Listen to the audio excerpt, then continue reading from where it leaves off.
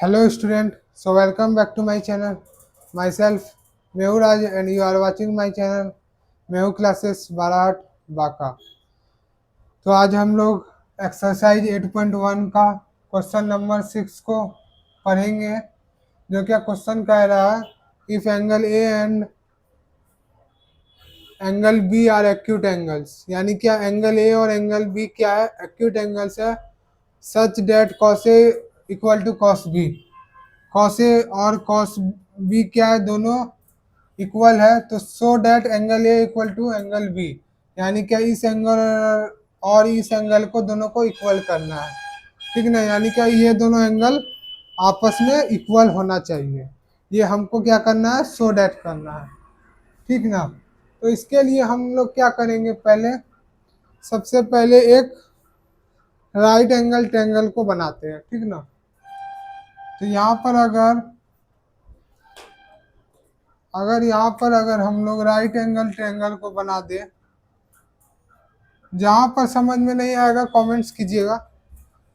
तो बोल रहा है ए और बी क्या एक्यूट एंगल है, तो ए यहाँ हो जाएगा और बी यहाँ हो जाएगा, तो सी यहाँ लिख सकते हैं। तो एंगल ए एक्यूट एंगल हो गया और एंगल बी भी एक्यूट एंगल, क्योंकि एक्यूट एंगल क्या होता है, 60 डिग्री से कम होता है, ठीक ना। तो यहाँ से यहाँ तक कोई दिक्कत नहीं आना चाहिए, तो इसीलिए सी यहाँ लिए। तो क्या गिवन क्या दिया हुआ है, गिवन क्या दिया हुआ, cos A equal to cos B, यानी कि कॉस ए जो है किसके बराबर है, कॉस बी के बराबर है, ठीक है ना। कॉस ए किसके बराबर है, cos A equal to cos B के बराबर है, ठीक ना। Cos A equal to cos B के बराबर है, तो कॉस ए क्या होगा, फॉर्मूला पता है हमको, P B P H H B, Pandit Badri Prasad बोले sine cos B by H, cos A है, यहाँ देखिएगा कॉस ए, तो ए यहाँ है, बी कौन सा होगा, और एच ये हो गया, तो हाइपोटेनस कौन सा होगा, ए बी, और बेस ए सी। अब यहाँ देखिए, यहाँ से एक ट्रिक है, ये भी कॉस है लेकिन यहाँ क्या है, बी है, तो अब इसको लेके चलेंगे, तो बेस हो जाएगा बी सी और हाइपोटेनस ए बी,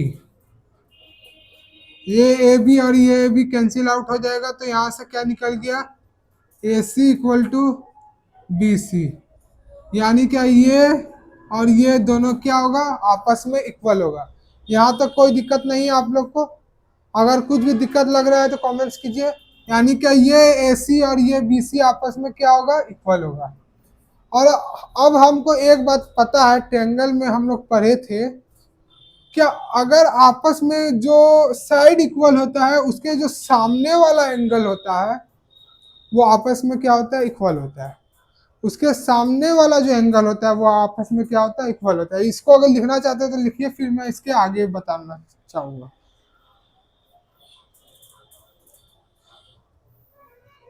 अब देखिए, AC के अपोजिट एंगल कौन है, AC के अपोजिट एंगल एंगल बी, तो यहां से लिख देंगे angle B equal to BC के अपोजिट एंगल कौन है, एंगल ए, एंगल ए। यहाँ पर किस स्टेटमेंट के थ्रू हुआ, तो यहाँ लिख सकते हैं angle opposite to equal side, ठीक ना, angle opposite to equal side, कुछ इस तरह, angle opposite to equal side are equal, ठीक ना।